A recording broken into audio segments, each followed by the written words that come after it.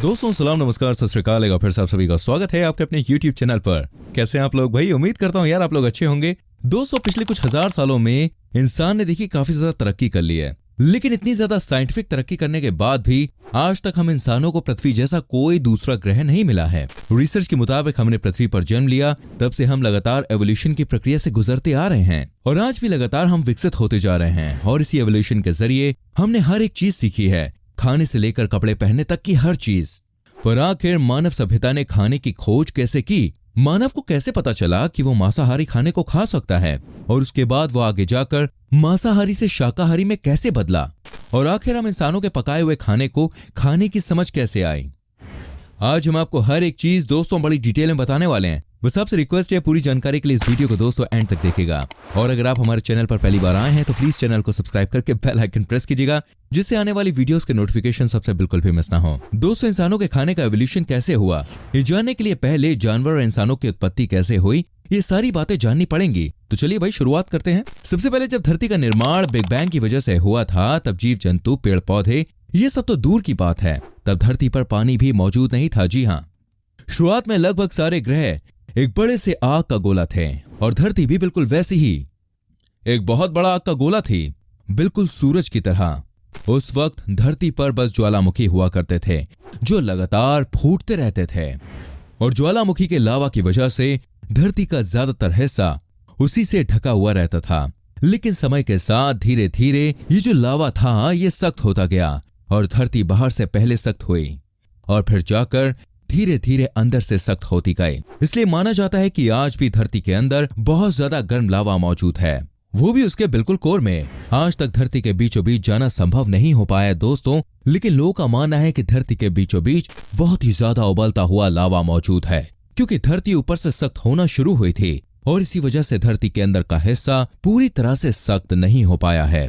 खैर, ज्वालामुखी की वजह से धरती पर बहुत ज्यादा धुआं भी होता था। धरती बिल्कुल किसी नर्क की तरह दिखती होगी, लेकिन दोस्त ये जो धुआं था ना, इनकी वजह से धरती पर पहली बार बादलों की उत्पत्ति हुई और बादल में मॉइस्चर होता है और यही मॉइस्चर फिर बारिश की बूंदें बनकर धरती पर गिरा। लेकिन यह बूंद बहुत ज्यादा एसिडिक थी। एक प्रकार से आप कह सकते हैं कि एसिड की बारिश हो रही थी, वो भी बहुत ही ज्यादा हार्मफुल एसिड। लेकिन फिर यह बारिश की बूंदें सूख कर फिर से बादल बन जाती और ऐसे ही साइकिल चलती रही।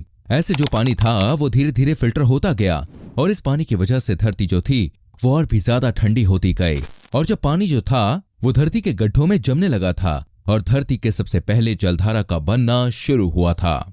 इसी जलधारा में पहले जीव का एवोल्यूशन हुआ।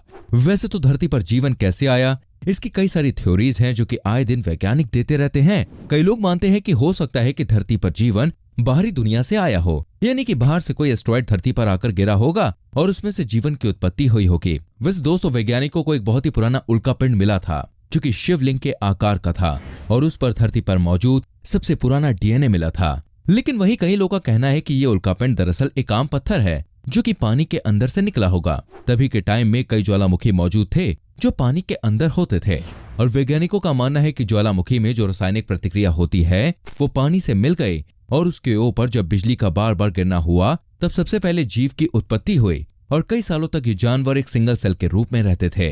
लेकिन फिर धीरे धीरे ये विकसित हुए और पानी में रहने वाले छोटे जंतु बन गए और फिर एक बहुत ही बड़ा बदलाव आया, जिसके बाद पानी में कई जीव रहने लगे और धीरे धीरे जब ये जीव खाने की तलाश में जमीन तक जाने लगे तो कई लाखों साल के एवोल्यूशन के बाद वो इतने काबिल हो गए कि वो जमीन पर भी रह सके और इसी में से थे कुछ इंसानों के पूर्वज। इसके बाद धरती पर दोस्तों कुछ ऐसा टाइम आया जब रेप्टाइल्स यहाँ पर राज किया करते थे, यानी कि डायनासोर। और पहले तो डायनासोर और बाकी रेप्टाइल्स मांसाहारी हुआ करते थे, लेकिन समय के साथ साथ वो शाकाहारी बन गए।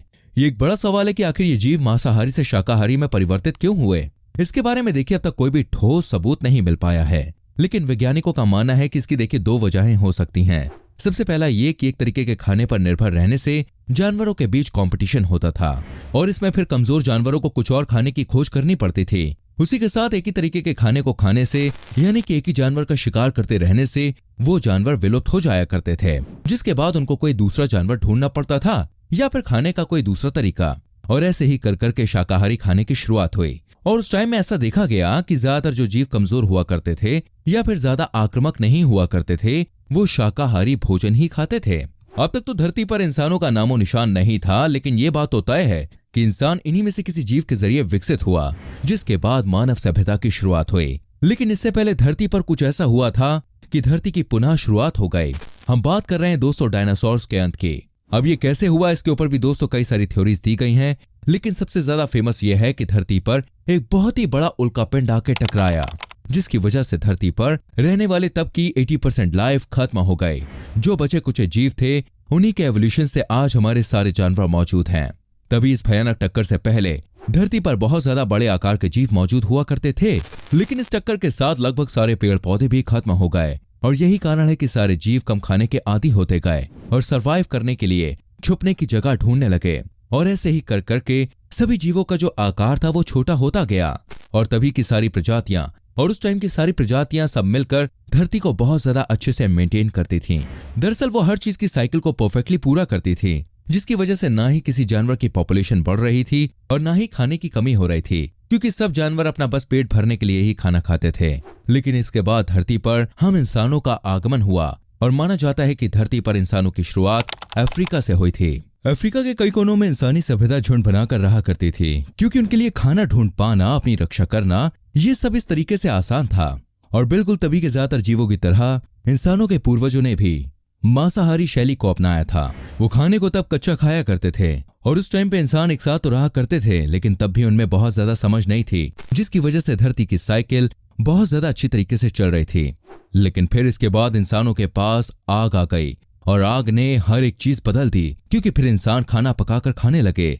ऐसे में वो खाना ज्यादा स्वादिष्ट लगता था और इसी के साथ माना जाता है कि पका हुआ खाना खाने की वजह से इंसान का दिमाग बहुत ही स्पीड से विकसित हुआ। जितना उनका दिमाग पिछले 10,000 साल से नहीं हुआ था, उतना तो बस 5,000 सालों में ही हो गया, जिसकी वजह से इंसान प्रजनन भी काफी ज्यादा करने लगा और इंसानों की पॉपुलेशन भी बढ़ रही थी। अब बहुत ज्यादा लोग एक साथ रहने लगे थे और पहले जहां पर एक जानवर का शिकार करके पूरे कबीले का पेट भरा जाता था, उसी कबीले के लिए अब 4 से 5 बड़े जानवरों का शिकार करना पड़ता था।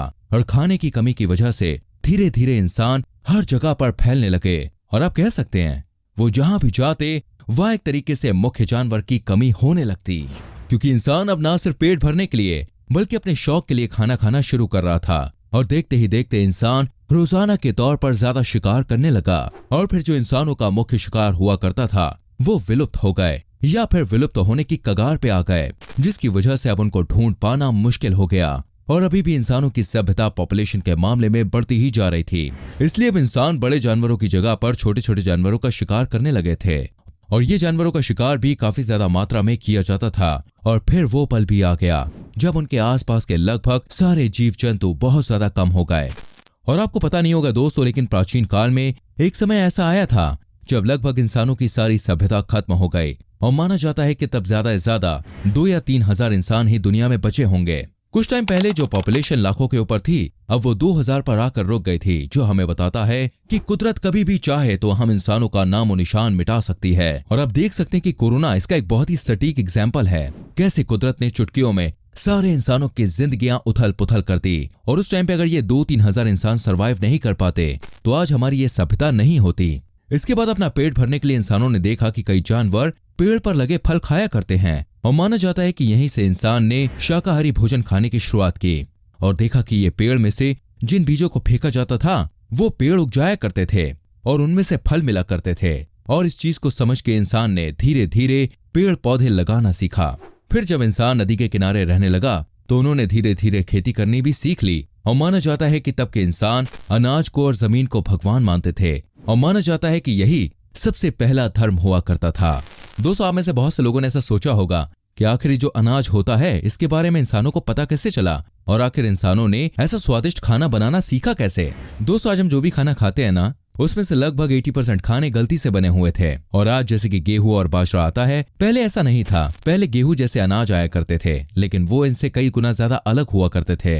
अगर आप कभी किसी कुदरती तालाब के पास गए होंगे तो आपने देखा होगा कि वहां आसपास कई छोटे छोटे पौधे उगे रहते हैं और उनमें से कई ऐसे होते हैं जिनमें गेहूं जैसे छोटे से अनाज निकलते हैं। माना जाता है कि यही इंसानों का पहला गेहूं था और तभी के ज्यादातर इंसान अनाज से ज्यादा फल और मांस को एक साथ खाना पसंद करते थे, यानी कि तब उनके आहार में फल भी हुआ करते थे और जानवरों का मांस भी होता था और इससे अच्छा बैलेंस बना रहता था। और जैसे कि इंसानों का और दूसरे जानवरों का एवोल्यूशन होता है, वैसे ही पौधों का भी एवोल्यूशन समय के साथ साथ होता रहा और ऐसे ही एवोल्यूशन के जरिए इंसानों को अनाज की प्राप्ति हुई और फिर इंसान काफी ज्यादा समझदार हो गए, जिसके बाद वो खाने को अलग अलग तरीके से बनाने की कोशिश कर रहे थे। और तभी उन्हें पता चला कि जैसे कि वो मांस को पकाते हैं ना, वैसे ही वो अनाज को भी पका सकते हैं। और खाने में सबसे इंपॉर्टेंट होता है नमक। ऐसे में आपने सोचा होगा कि नमक की प्राप्ति कैसे हुई। दरअसल देखिए, तभी खाना बनाने के लिए पानी का इस्तेमाल किया जाता था और कई बार पानी समंदर या उसके आसपास की नदी का हुआ करता था जिसमें नमक होता था। और जब उसे पकाया जाता था तो पानी भाप बनकर उड़ जाता था, लेकिन पानी का थोड़ा बहुत नमक खाने में रह जाता था। और ऐसे करके धीरे धीरे इंसानों ने हर एक चीज सीखी और वो यहाँ तक पहुंचे। दोस्तों, ये वीडियो कैसी लगी, ये जानकारी कैसी लगी, हमें कमेंट करके बताइएगा। वीडियो को लाइक करके शेयर कीजिएगा और आने वाली वीडियोस को देखने के लिए चैनल को सब्सक्राइब करके बेल आइकन प्रेस कीजिएगा, जिससे आने वाली वीडियोस के नोटिफिकेशन आपसे बिल्कुल भी मिस ना हो। मिलते हैं फ्रेंड्स आपसे अगली वीडियो में। अपना बहुत ख्याल रखिए। Bye bye, take care.